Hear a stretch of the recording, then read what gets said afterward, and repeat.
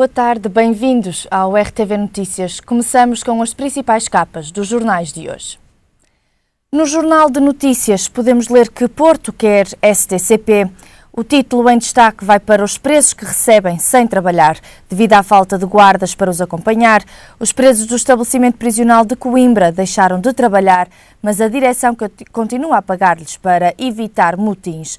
O destaque fotográfico vai para a equipa mais portuguesa da Liga. Penafiel só tem portugueses no plantel.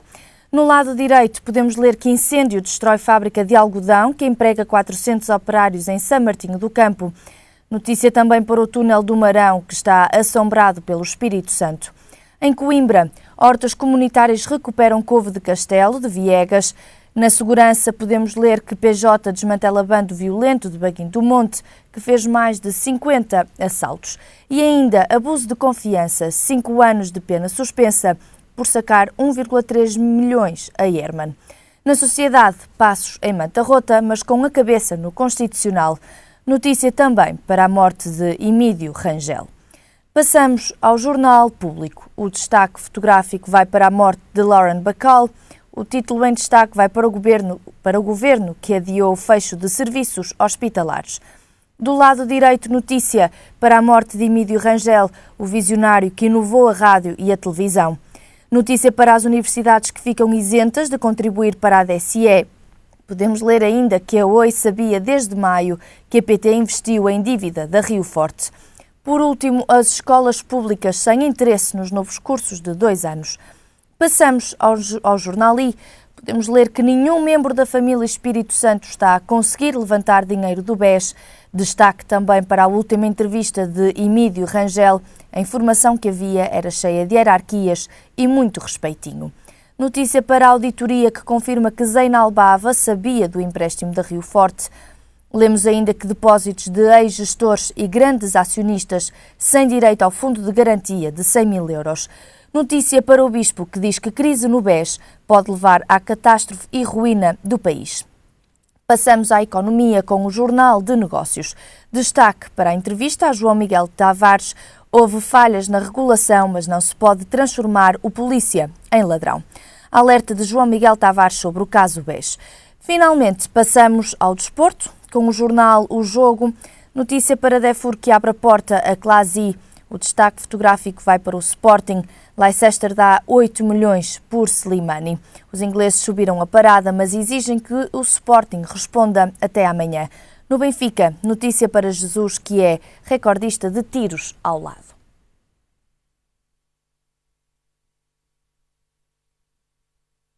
São estas então as principais capas de hoje. Passamos às notícias. A Felpinter, uma fábrica têxtil em São Martinho do Campo, no concelho de Santo Tirso, foi consumida pelas chamas. Pouco passava das 17 horas quando o alerta foi dado para a Corporação de Bombeiros de Vila das Aves.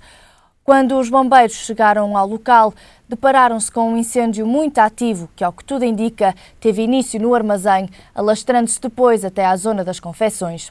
Ao início da noite, parte da estrutura do edifício acabou mesmo por ruir, mas sem feridos a registar. O combate ao fogo foi demorado, tendo em conta toda a matéria inflamável que se encontrava dentro do edifício.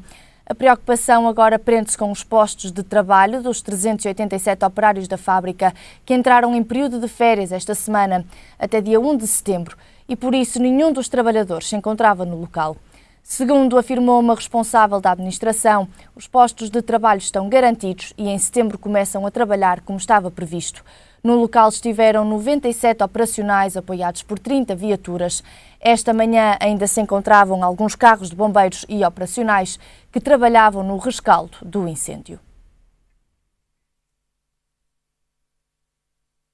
O candidato do Partido Socialista Brasileiro às eleições presidenciais do Brasil, Eduardo Campos, morreu ontem quando seguia a bordo de um jato que caiu numa zona residencial de Santos, cidade localizada a cerca de 71 km de São Paulo. O avião que partiu do aeroporto Santos Dumont, no Rio de Janeiro, tinha como destino o aeroporto de Guarajá, em São Paulo.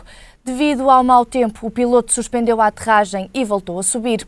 Além de Eduardo Campos, seguiam a bordo mais 7 pessoas, das quais 5 eram passageiros, não tendo nenhum deles sobrevivido. Na queda, o jato particular atingiu 10 imóveis e deixou feridas pelo menos 11 pessoas que estavam na rua ou em casa, mas sem gravidade. Os peritos encontraram um gravador de voz que funcionava como caixa negra do jato particular, onde se encontra registado o que é dito pelos comandantes da aeronave e os seus diálogos com a torre de controlo. O objeto será investigado e poderá ajudar na descoberta dos motivos do acidente. O candidato morreu aos 49 anos e deixou o Brasil em choque.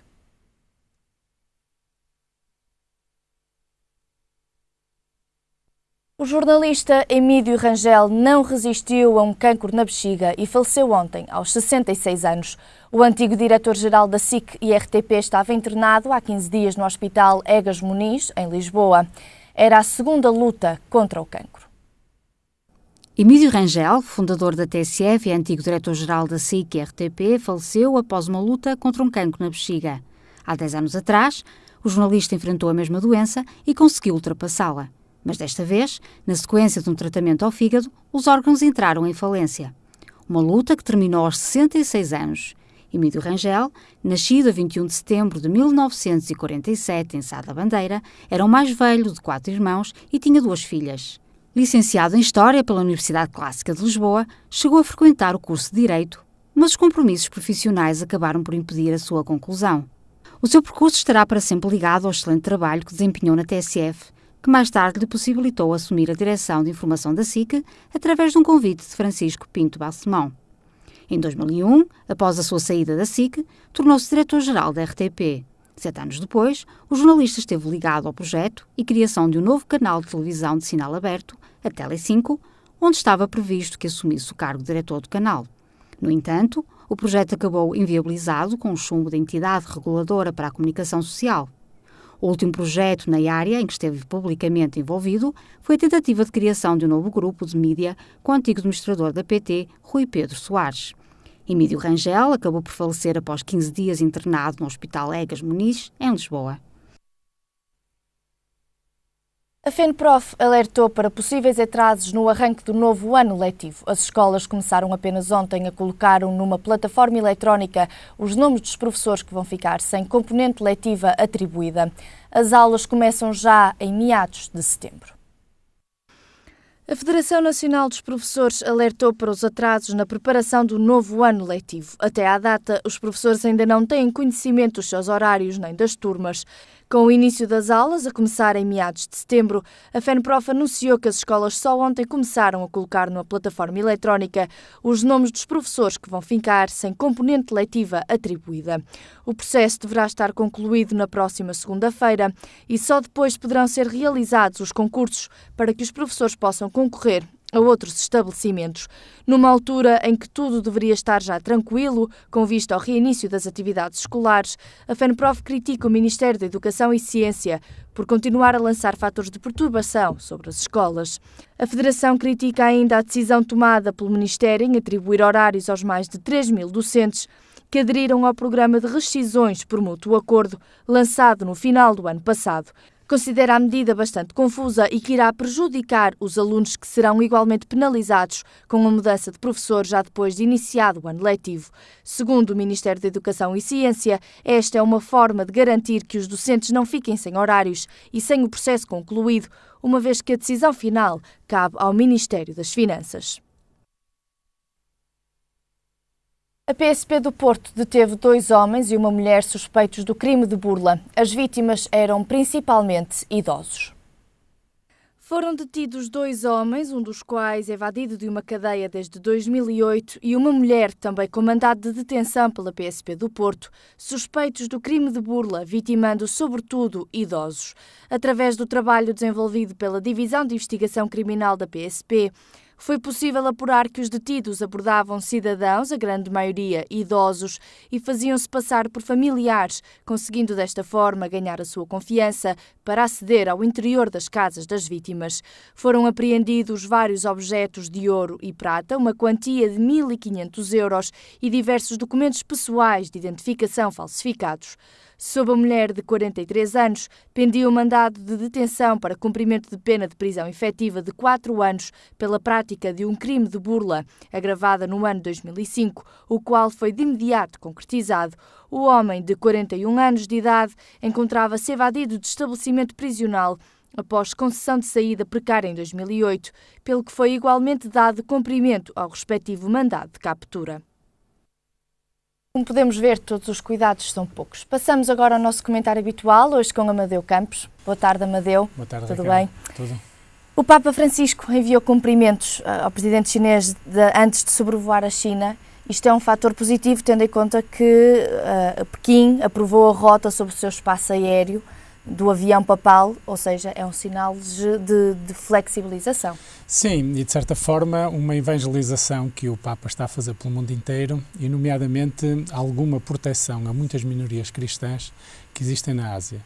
Certamente que a resposta de Pequim em relação ao pedido do Papa do avião papal passar pelo espaço aéreo chinês é uma demonstração de que o Papa é bem visto mesmo pelos países asiáticos neste caso.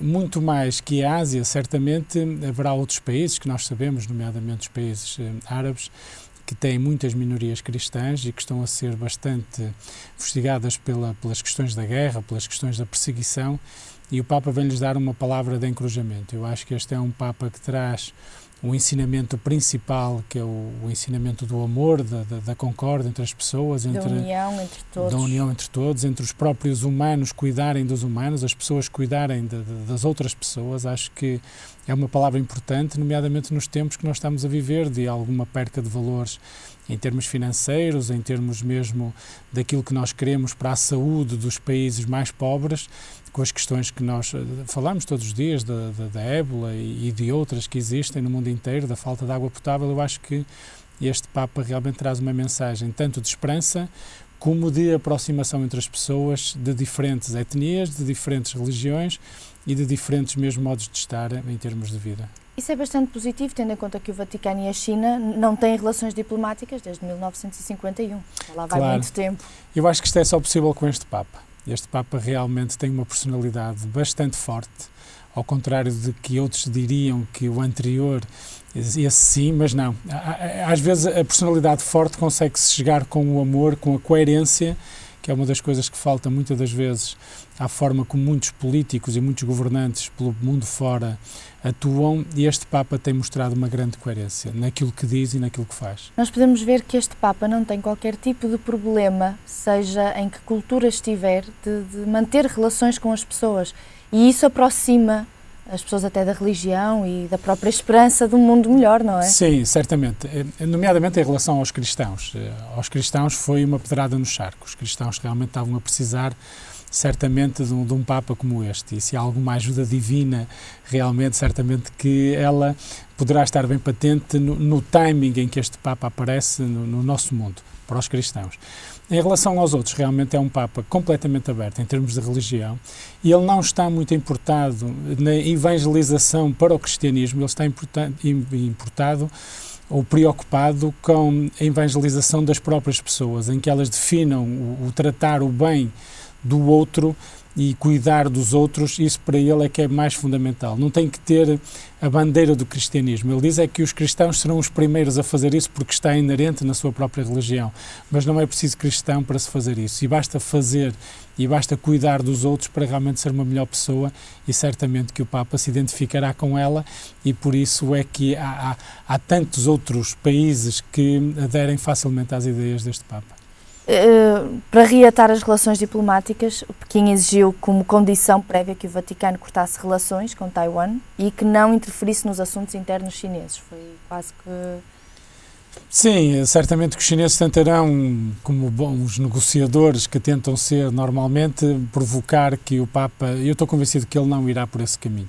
Ele manterá uma postura de equidistância, porque todos são humanos, todos são pessoas, e naturalmente não cabe ao Papa as decisões políticas do território ou territoriais que possa, e o Papa certamente que não irá interferir para que nenhuma das partes se sinta lesada em relação ao processo. Repare, o Papa ainda agora, como uma analogia em relação àquilo que aconteceu quando ele plantou a árvore com o chefe judaico e o chefe árabe em Israel. Portanto, são estes gestos, independentemente de eles estarem hoje em dia ou continuarem com as guerras inerentes, que as pessoas são elas que as fazem a guerra, o Papa dá estes sinais. E é isso que cabe a um Papa fazer, é dar sinais, mostrar coerência.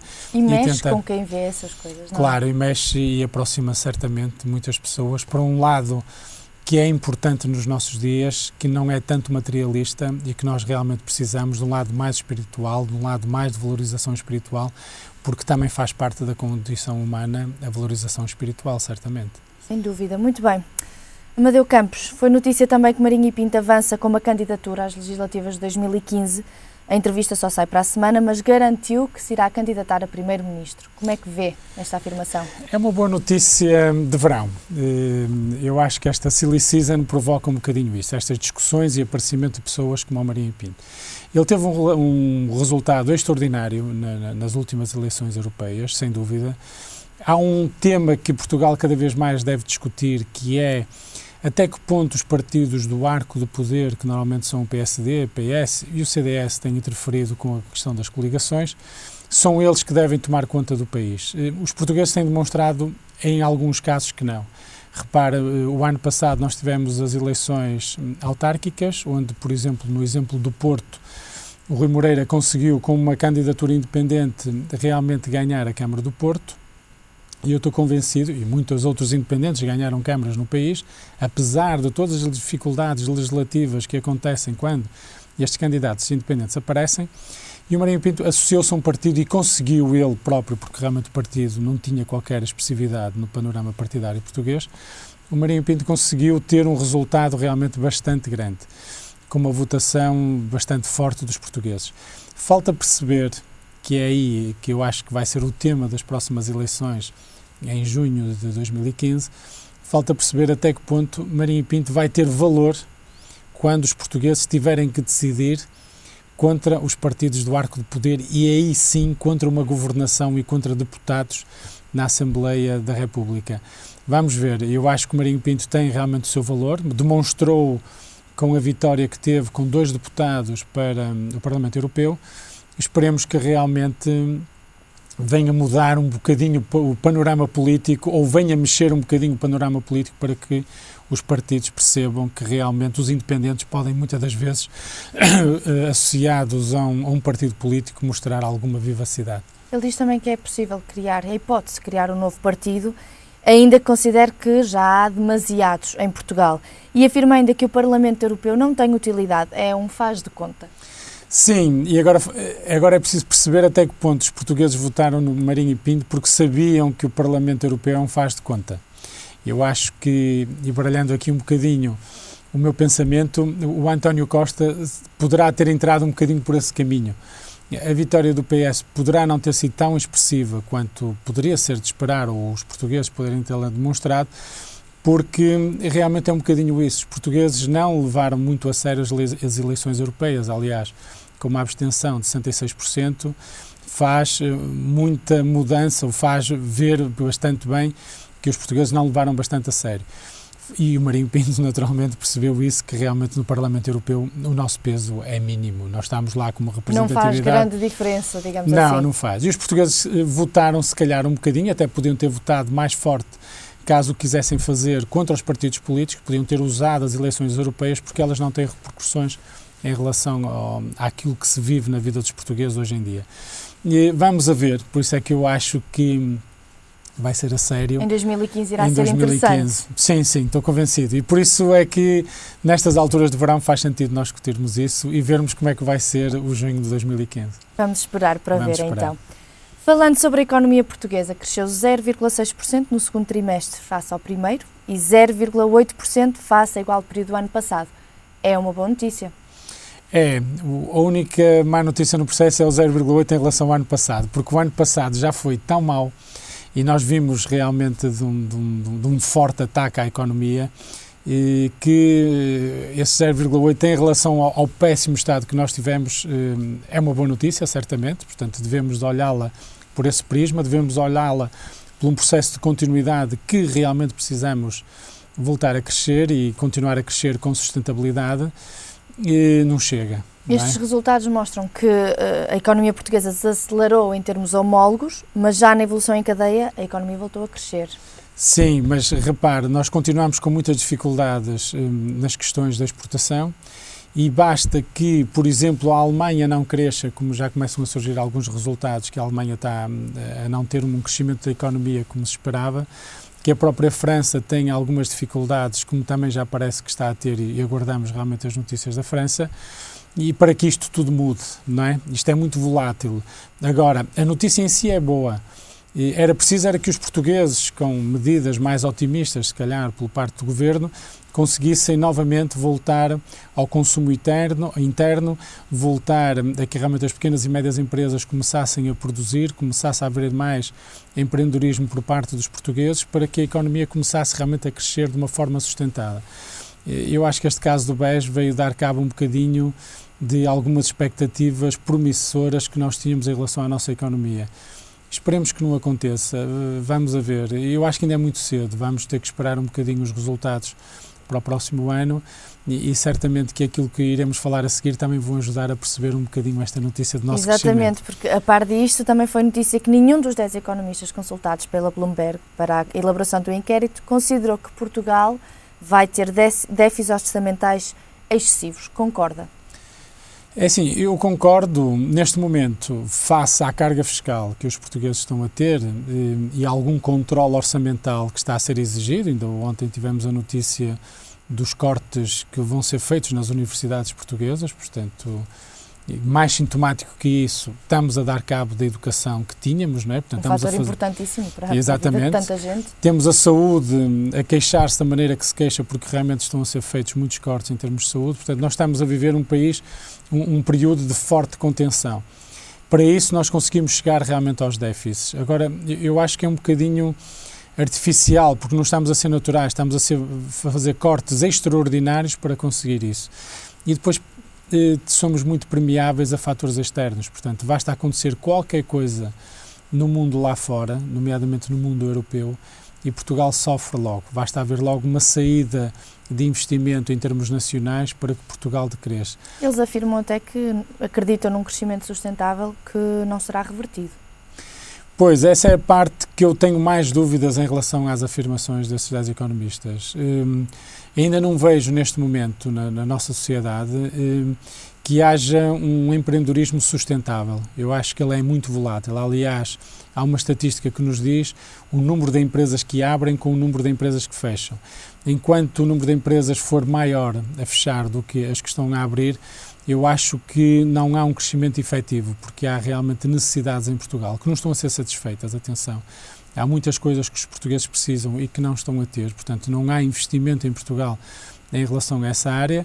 Agora temos algumas exceções, não digo que não, o caso do turismo, nomeadamente no Porto, estamos a fazer fortes investimentos com bastante qualidade. Estamos em alta em termos de notícias internacionais também. Exatamente, portanto, algumas coisas estão-se a passar bem, agora eu acho é que não chega. A verdadeira economia, a economia dos portugueses, das famílias dos portugueses, essa não está bem, não é? E essa, enquanto não estiver bem, com muitas mais fábricas a produzirem, com a economia de familiar, que é uma economia importante no processo cultural português, não continuar a arrancar, não vai ser fácil. Os economistas consideram também que as exportações vão ser mais favoráveis na segunda metade do ano. Considera que sim? As exportações mais favoráveis. É assim, nós temos duas ou três empresas que realmente dão um grande valor à percentagem das exportações com que nós fazemos. O caso da Galp e o caso da Alta Europa. É assim, é porque realmente eles têm dados em que haverá uma forte procura do produto que essas empresas produzem em Portugal. Se isso acontecer, naturalmente haverá um crescimento das exportações. Agora, repare, é um fator externo, como eu estava a dizer há bocado. Portanto, existe determinada procura em Portugal, tudo bem. Agora, se essa procura se alterar, nós facilmente ficamos na mão do investidor estrangeiro ou da empresa que está a comprar o produto português. E alguma capacidade que nós estamos a ter em termos de preço, isso é bom. não digo que não, mas eu acho que não chega. Eu acho que nós devemos ter um bocadinho mais de economia divergente em relação aos produtos que lançamos para a exportação e não tanto depender de 2 ou 3 empresas que são elas que realmente dão um grande peso às nossas exportações. Eles afirmaram ainda que consideram que o aspecto que mais vai contribuir para o crescimento do PIB este ano vai ser a procura interna, ou seja, considerando-a mais importante para a recuperação económica do que as exportações. Acha verdade? Concorda com isso? Sim, era isso que eu estava a dizer há um bocadinho, que enquanto a nossa economia real, a economia familiar, não crescer, a tal procura interna e a resposta à procura interna que realmente surjam mais empresas, as pequenas e médias empresas, enquanto isso não acontecer, a nossa economia não arranca, não sai do sítio. E esperemos, eu acho que Portugal passou tantas dificuldades que até haverá algum incentivo do Governo em relação a isso. Não vai ser com os cortes dos ordenados. Vamos aguardar a decisão do Tribunal Constitucional para hoje, a ver se aceita ou não os cortes mais nas pensões e nos ordenados, e isso tira capacidade de matéria salarial aos portugueses. Isso é menos dinheiro na economia. Digamos que o mais importante começa cá dentro para depois irmos lá para fora. Sim, eu acho que seria essa a ideia de governação. Não foi isso que aconteceu nos últimos anos. Houve uma destruição completamente do salário dos portugueses e agora qualquer coisa que surge é bom. É um bocadinho como o nosso crescimento, não é? Nós estávamos tão mal que comprar mais 2 carros que o ano passado já faz logo que a percentagem Mas altere. digamos que essa percentagem em termos familiares, em termos reais para as necessidades das pessoas acaba por não se fazer sentir, não é?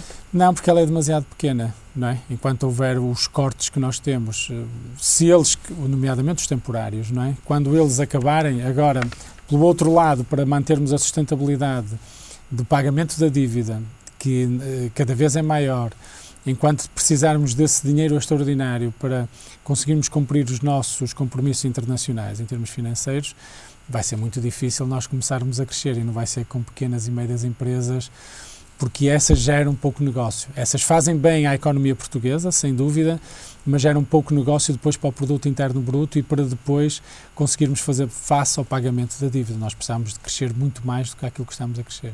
Me deu uma nota rápida para o nosso atleta Nelson Évora, que está no centro das atenções e das esperanças dos portugueses, que vai hoje dispor o final do triplo salto. Expectativas, quais são as suas expectativas? O Nelson Évora vai ser o nosso Cristiano Ronaldo do atletismo, não é? E ele tem feito uma excelente carreira.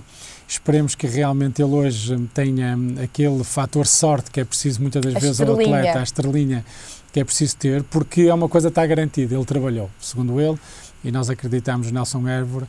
Ele trabalhou bastante bem para estar em forma neste campeonato de atletismo e esperemos que ele realmente consiga atingir os resultados, porque nós portugueses ficaremos muito felizes que ele o consiga e celebraremos certamente com ele. Vamos esperar então pelo final da tarde para sabermos os resultados. Sim, certamente. Medeu, muito obrigada pela sua presença mais uma vez. Sim. E boa tarde. Sim, boa tarde também. Ficamos agora com o estado do tempo para amanhã. Céu limpo em todo o país e temperaturas mais amenas. No Porto são esperados 24 graus de máxima e 14 de mínima. Em Lisboa são esperados 25 de máxima e 16 de mínima. Já em Faro são esperados 30 graus de máxima e 19 de mínima. Por agora é tudo. A informação regressa mais logo. Até lá, fique bem.